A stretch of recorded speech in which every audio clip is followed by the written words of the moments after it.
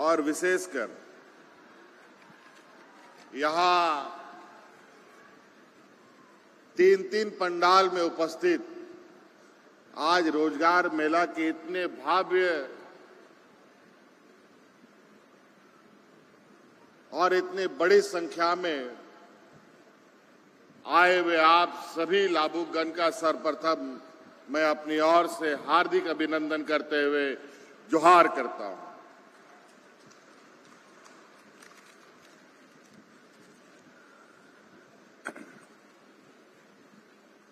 आज यहां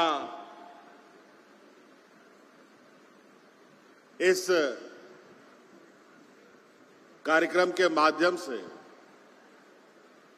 लगभग आप सब लोगों को 5,000 से अधिक युवाओं को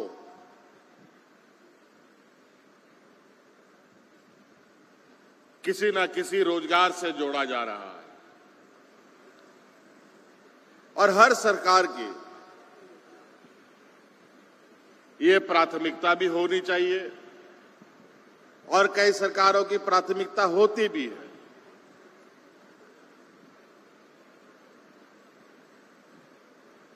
सरकार राज्य का हो या देश का हो, सरकार सड़क, पुल, पुलिया, पीने का पानी, खेती के लिए पानी, कई आधारभूत संरचनाओं के लिए तो काम करती ही है।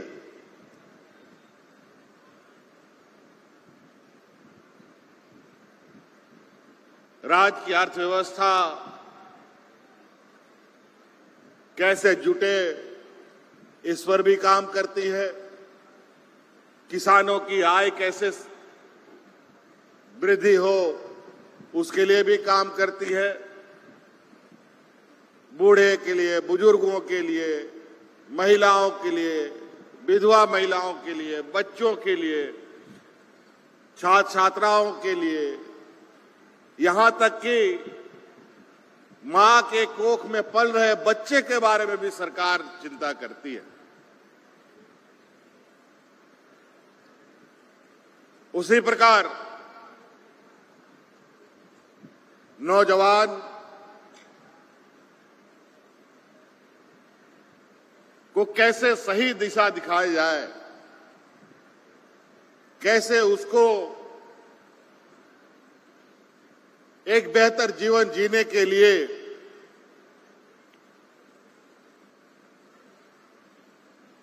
उसका मार्ग प्रशस्त करे, ये भी सरकार काम करती है। और कई लोग इतने काबिल भी होते हैं जो खुद से रोजगार भी खोज लेते हैं,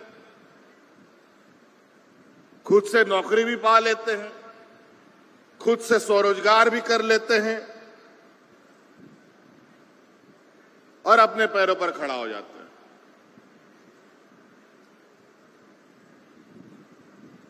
लेकिन इसमें सरकार एक अहम कड़ी के रूप में खड़ी रहती है कि सरकार किस तरीके से लोगों को विभिन्न आयामों से जोड़ती है। आज का ये रोजगार मेला पहला नहीं है हम लोगों का। हम लोगों ने अनेकों रोजगार मेला लगाए और आपको जानकर खुशी होगी, श्रम विभाग की तरफ से सिर्फ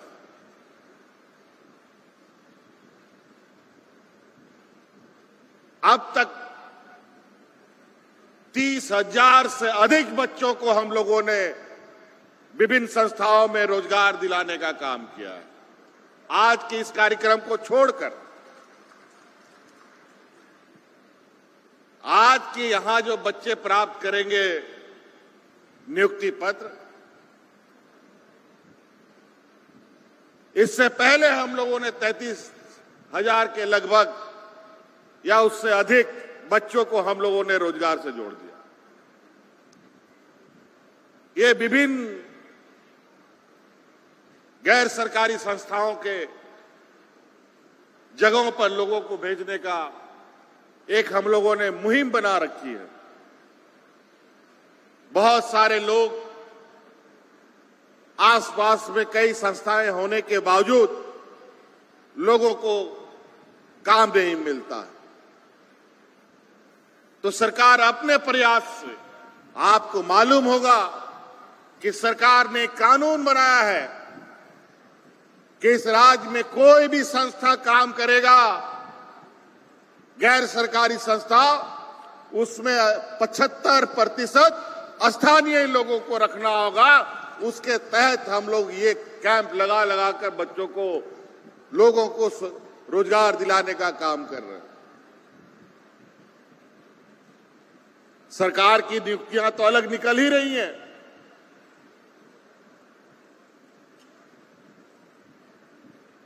आज हमारे सरकार को कई चुनौतियों से गुजरना पड़ा है। कोरोना जैसा महामारी हम लोगों ने देखा, सुखाड़ की स्थिति हमने देखी और राज्य में लोगों को भूखा मरते भी देखा था। लेकिन सरकार बनने के बाद आप लोगों के आशीर्वाद से, आप लोगों की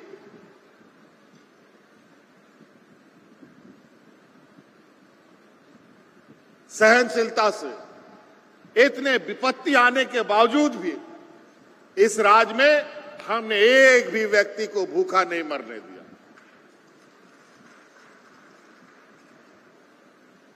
नहीं तो पूर्व के सरकारों की स्थिति ऐसी रही है कि लोग हाथ में राशन कार्ड लेकर के भूख से मरा है।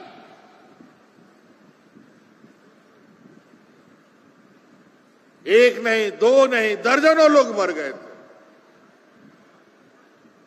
ऐसा स्थिति। और इस राज्य को तो बेरोजगारों का राज्य बना करके रखा हुआ था।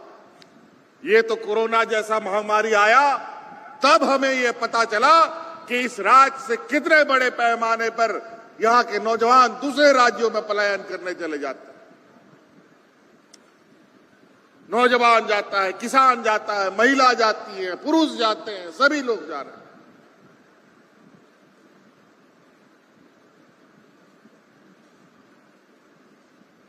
कोरोना काल एक तरीके से हमारे लिए बहुत बड़ा चुनौती भी था, लेकिन इस राज्य के लिए, हमारे लिए वो एक बहुत बड़ा सीख भी रहा है। जब हम इस कोरोना के पीरियड में हमारे जो मजदूर अलग अलग राज्य में फंसे हुए थे, वहां से हम हवाई जहाज से ढो ढो करके ला करके गांव में भेजने का काम कर रहे थे। उसी दिन से हमने ये तय किया कि किस तरीके से राज्य के अंदर ही लोगों को रोजगार अधिक से अधिक उपलब्ध हो। दूसरे राज्यों में जाने का मना ही नहीं है। अगर अच्छा काम मिलता है तो दूसरे राज्य में लोगों को जाना चाहिए। अधिक पैसा मिलता है, अच्छी नौकरी मिलती है, अच्छी रोजगार मिलती है, तो लोग, और मनुष्य का प्रवृत्ति भी है, लोग चलता रहता है और उससे अर्थव्यवस्था भी चलता है। लेकिन हमारे इस राज्य के लोग मजबूरन वश कई लोग जाने के लिए मजबूर हो, ये ठीक नहीं है। और कुछ तो षड्यंत्र रच करके लोगों को काम से अलग किया जाता है। अभी मैं दुमका से आ रहा हूं। कल दुमका में हम थे। दुमका में भी ऐसे भव्य कार्यक्रम, लेकिन चलते चलते हम सोचते रहते हैं कि यहां के लोगों को कैसे हम काम दें। ठीक है, दिल्ली मुंबई में जाकर के 500 रुपया दिहाड़ी में काम करेगा, और वो भी दिल्ली मुंबई में। अगर यहीं पर आकर के 250-300 रुपये में काम मिल जाए तो क्या दिक्कत है। लेकिन वो 250-300 रुपया भी उसको कैसे समय पर मिले, इसकी व्यवस्था अभी तक नहीं हो पाई। और यही वजह है कि राज्य के अंदर चल रहे कार्यों में लोग थोड़ा रुचि कम लेते हैं। लेकिन इस व्यवस्था को हम बदलने की पूरी तैयारी कर रहे हैं। आज राज्य में मनरेगा का कार्य हो, प्रधानमंत्री आवास बनाने का काम हो, चाहे और कोई योजना हो, जो केंद्र अपने हिस्से का पैसा देता नहीं है और हमारे मजदूर भाइयों को समय पर पैसा नहीं मिलता,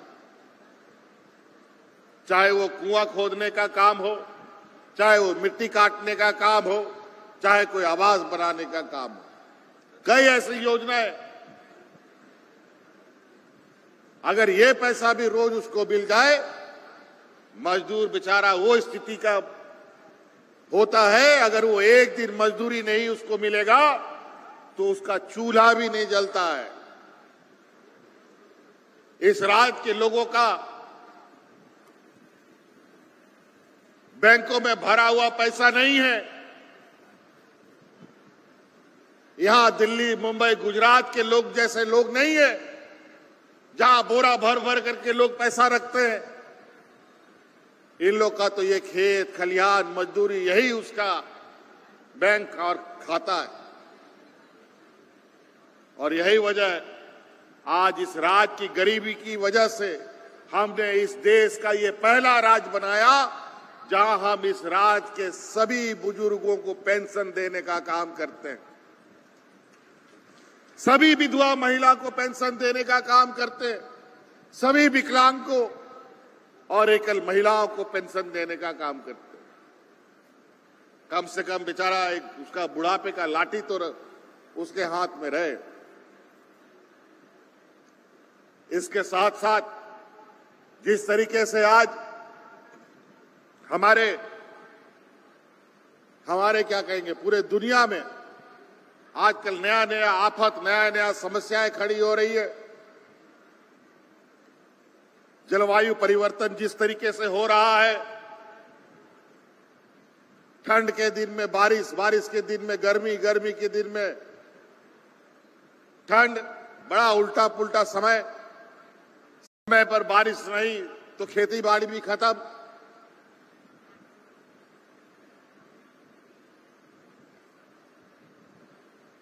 इतनी बुरी स्थिति है और साथ साथ में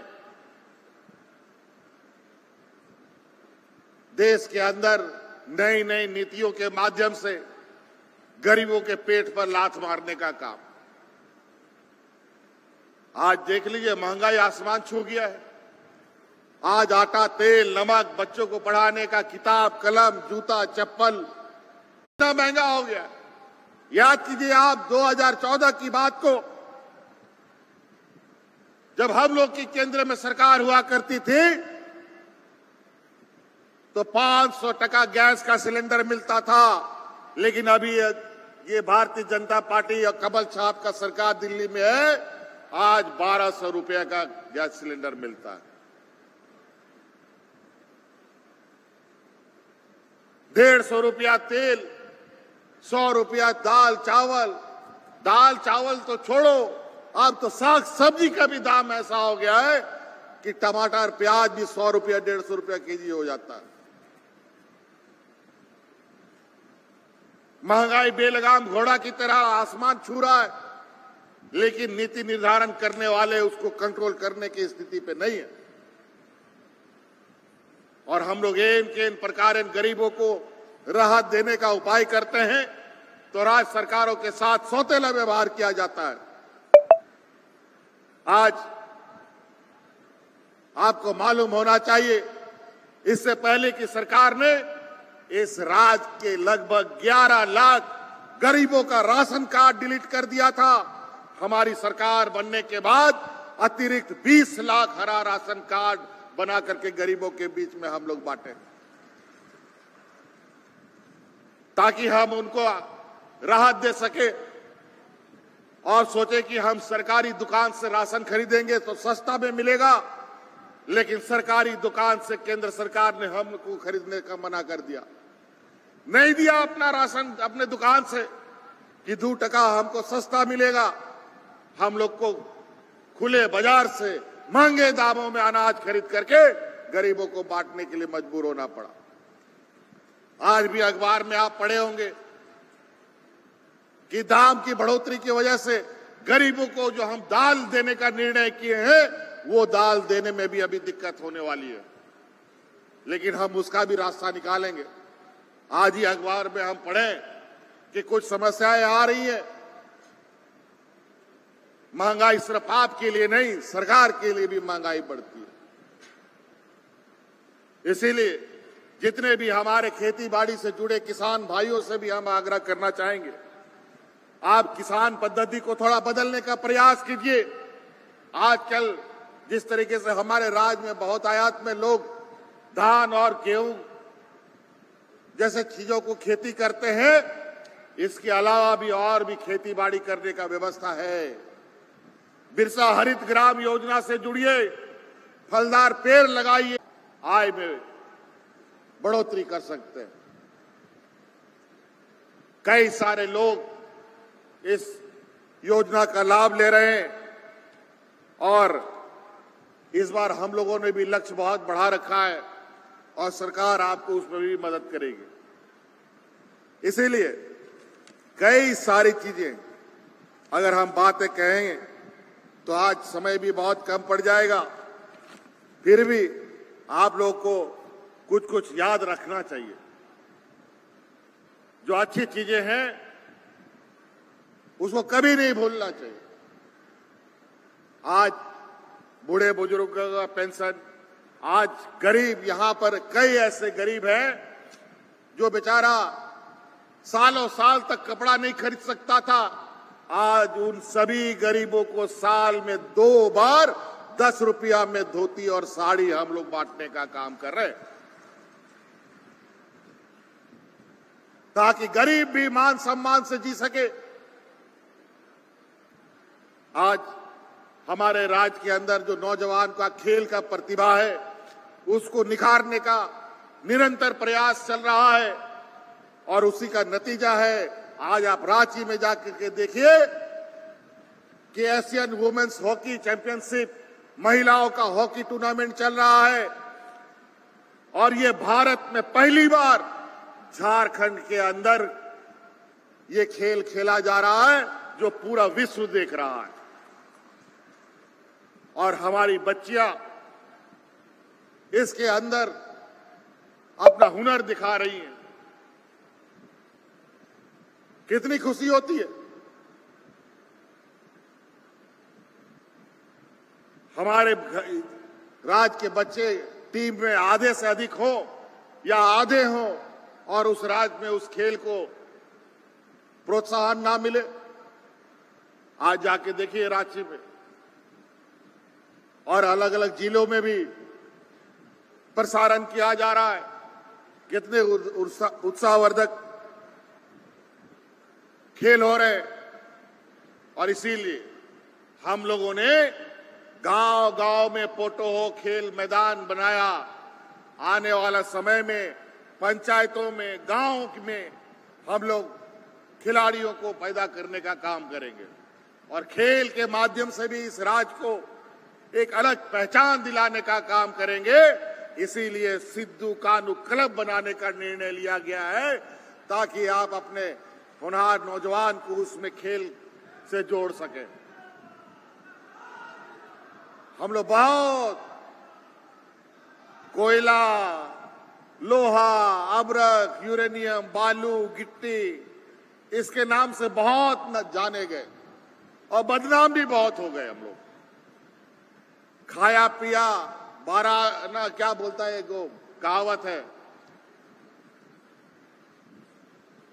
उसी टाइप का हाल हो गया।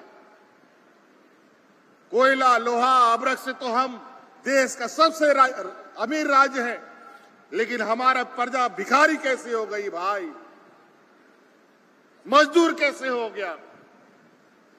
100 साल में क्या हो गया, हमारे लोगों को काम नहीं मिला और बड़ा बड़ा सेठ और मोटा होता चला गया। जिस कोयले का ताकत से पूरा देश को रोशनी मिलता है, वो ताकत से हमारे राज्य को रोशनी क्यों नहीं मिलती। छोड़ दिया कोयला लोहा पर हमारा बहुत चिंता नहीं है। अब हम अपनी परंपरागत तरीके से काम करेंगे। हमारा खेत खलिहान को इस तरीके से बनाएंगे कि हम किसान के माध्यम से देश में, खेलों के माध्यम से देश में और अपने हुनर के माध्यम से देश को अव्वल ले जाने का काम करेंगे।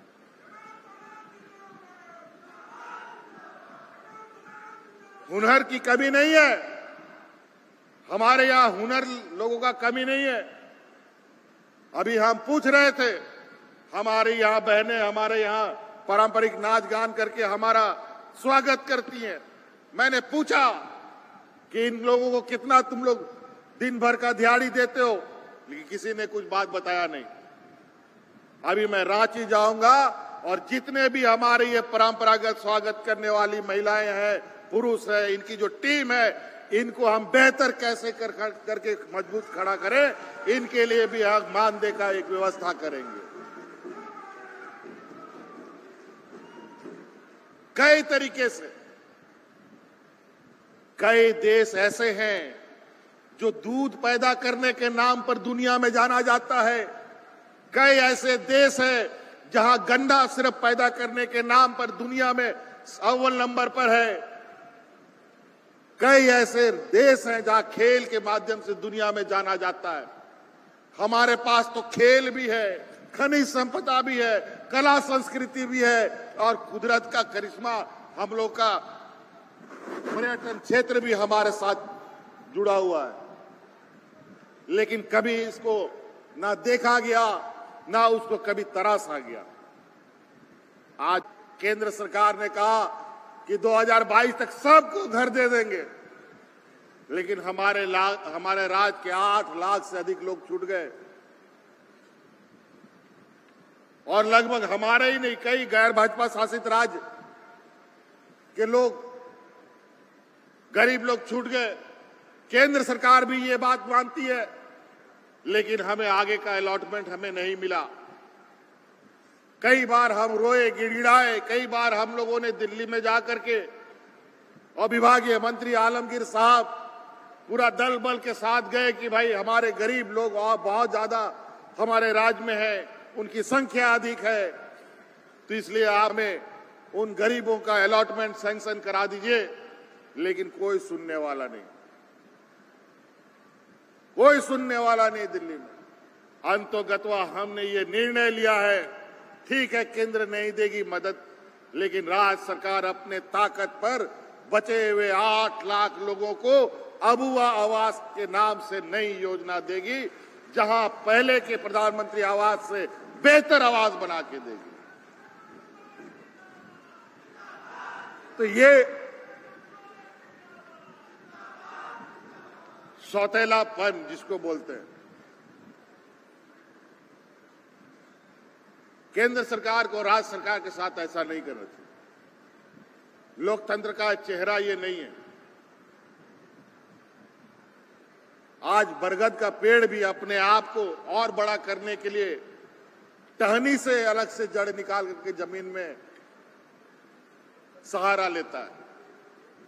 केंद्र के भरोसे तो पूरा देश है। आज जब से जीएसटी लागू हुआ है, तब से तो धन संग्रह करने के लिए हमारे हाथ पैर बांध दिए गए। हम लोग धन इकट्ठा करने की स्थिति में बहुत ज्यादा नहीं रहते, लेकिन जो कुछ हम लोग के पास, और कितना लोगों को तो ये लोग मुख्यमंत्री बनाने का घोषणा भी कर दिया, कितना बार मुख्यमंत्री भी बना दिया, लेकिन जब जब इन लोगों ने प्रयास किया तब तब इन लोगों को मुंह की खानी पड़ी है। और अभी सरकार 4 साल पूरा कर रही है, 4 साल नहीं 5 साल में ही पूरा करेगी और 5 साल से भी आगे जाएगी। कोई चिंता नहीं। अजीब हालत है। सरकार को भ्रष्टाचार, मंत्रियों को भ्रष्टाचार, पदाधिकारियों को भ्रष्टाचार का भोंपू लेकर के घूमने वाले ये हमारे विरोधी लोग 20 साल किया क्या इस राज्य में, जरा पूछो इन लोगों से। दीमक की तरह चाट गए इस राज्य को। कभी ऐसा रोजगार मेला लगा करके बच्चों को रोजगार देने का काम किया? कभी गरीबों का तन ढकने का काम किया, बुजुर्गों का आंसू पोंछने का काम किया। जब हम बुजुर्गों का आंसू पोंछते हैं तो भ्रष्टाचारी हो जाते हैं, गरीबों का तन ढकते हैं तो हम भ्रष्टाचारी हो जाते हैं, नौजवानों को नियुक्ति दे रहे हैं तो भ्रष्टाचारी हो जाते हैं। ये बेईमान लोग खिसियाई बिल्ली खंबा नोचे, जब कुछ नहीं मिला तो भ्रष्टाचार, कौन चीज का भ्रष्टाचार इनको समझे में नहीं आ रहा। अरे बताओगे भ्रष्टाचार का मतलब क्या होता है?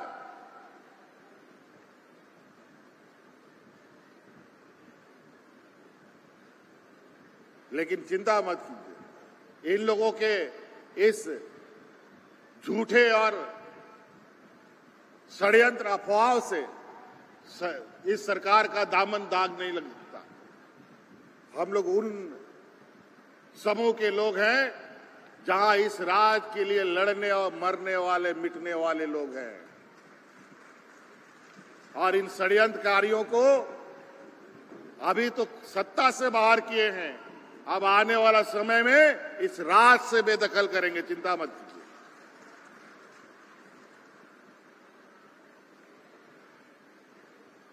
आज आप लोगों को कितने तरीके से सरकारी नियुक्तियां अभी दुनिया भर की निकली है। जेपीएससी के माध्यम से, जेएसएससी के माध्यम से लगभग 33-40 हजार नियुक्तियां निकली है। 10-15 हजार पहले ही हम लोगों ने नियुक्तियां की है। 100 यूनिट बिजली गरीबों को हम लोग फ्री दे रहे हैं। आवास भी अब हम लोगों ने देना तय कर दिया। बच्चियों को, हाँ विशेषकर थोड़ा महिला लोग यहाँ जो आई हैं, आप लोगों से आग्रह है कि गरीबी हम जानते हैं गरीबी है राज्य में, लेकिन अब आपका भाई, आपका बेटा, आपका दोस्त आज सत्ता का कुर्सी में है। अब बेटियों का चिंता करने का आप लोग को जरूरत नहीं है। नहीं तो 8वां-9वां क्लास पास होता है, आप लोग बच्चियों के लिए दूल्हा ढूंढने लगते हैं। आप चिंता मत कीजिए, अभी सावित्रीबाई फूले योजना से हम इनको जोड़ रहे हैं। लगभग 9 लाख बच्चियों को हमने जोड़ा है, और आने वाला समय में 9 लाख बच्चियों को इंजीनियर, डॉक्टर, वकील बना करके अपने पैरों पर खड़ा करने का काम अब ये सरकार करेगी। उसका पूरा खर्चा राज्य सरकार उठाएगी, उनको कोचिंग भी कराएगी, उसको बढ़िया कॉलेज में पढ़ाएगी, और कोचिंग के लिए भी पैसा राज्य सरकार देगी, रहने के लिए देगी, खाने के लिए देगी। तो कई ऐसी चीजें, इसलिए योजनाबद्ध तरीके से हम अभी एक गणना नहीं करना चाहते हैं। हमें और भी आज कार्यक्रम है, लेकिन आज जो भी बच्चे यहाँ शामिल हुए हैं, आप सब लोग को बहुत बहुत शुभकामनाएं। और हम लोग समय समय पर इस बात का भी आकलन करेंगे कि हमारे राज्य में जो नौजवान है या हमारे खेती बाड़ी करने वाले लोग हैं, इन लोगों के बीच के अंदर जो आर्थिक गतिविधियां हैं वो किस तरीके से फल फूल रहा है। आप लोग का पशुधन योजना, बिरसा हरित ग्राम योजना के माध्यम से खेती बाड़ी की व्यवस्था, फूलो जानो आशीर्वाद योजना से कोई हफ्ता में एक बार, कोई दिन में एक बार, अब हम लोगों ने तय किया है कि अब इस ग्रामीण क्षेत्र में आवागमन कैसे तेज हो। ग्रामीण क्षेत्र के हमारे ग्रामीण, चाहे वो किसान हो, चाहे वो मजदूर हो, चाहे वो नौजवान हो, चाहे वो कॉलेज में पढ़ने वाला छात्र छात्रा हो, इन लोग को आने जाने में सुगम कैसे हो। तो मुख्यमंत्री गाड़ी योजना हम प्रारंभ करने जा रहे हैं, जिसमें गांव देहात से बसें चलेंगी, जहां में बुजुर्ग लोग मुफ्त में चढ़ेगा, छात्र छात्राएं मुफ्त में चढ़ेंगी, और महिलाओं को मुफ्त में चढ़ाया जाएगा। लगभग 101 करोड़ लोग इसमें मुफ्त सवारी करेंगे।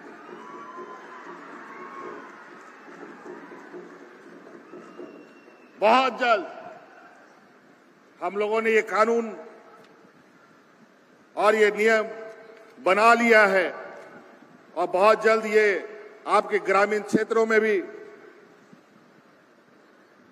गाड़ियां नजर आएंगी, जहां बच्चे लोगों को दूर दराज, कई बार हमारे पास ये दरखास्त आता है कि कॉलेज बहुत दूर पड़ता है, आने जाने में दिक्कत होता है, तो ब्लॉक में कॉलेज को उत्क्रमित कर दीजिए, स्कूल को उत्क्रमित कर दीजिए, कॉलेज खोल दीजिए। आपके लिए व्यवस्था ही ऐसी कर सकते हैं, करने का प्रयास कर रहे हैं कि अभी आप आसानी से अपनी जगहों पर जा सके। इसलिए रह रहे कुछ चीजें याद आ रही है, फिर पता चला कि अभी और बोलते बोलते शाम हो गया, फिर हमारा निकलना भी मुश्किल हो जाएगा। इसलिए बहुत बहुत शुभकामनाएं। आप सब लोग यहाँ आज इस सभा में आए, इन्हीं बातों के साथ अपनी बातों को समाप्त करता हूं। जय हिंद, जय झारखंड, झारखंड के वीर शहीद अमर रहे। जोहार।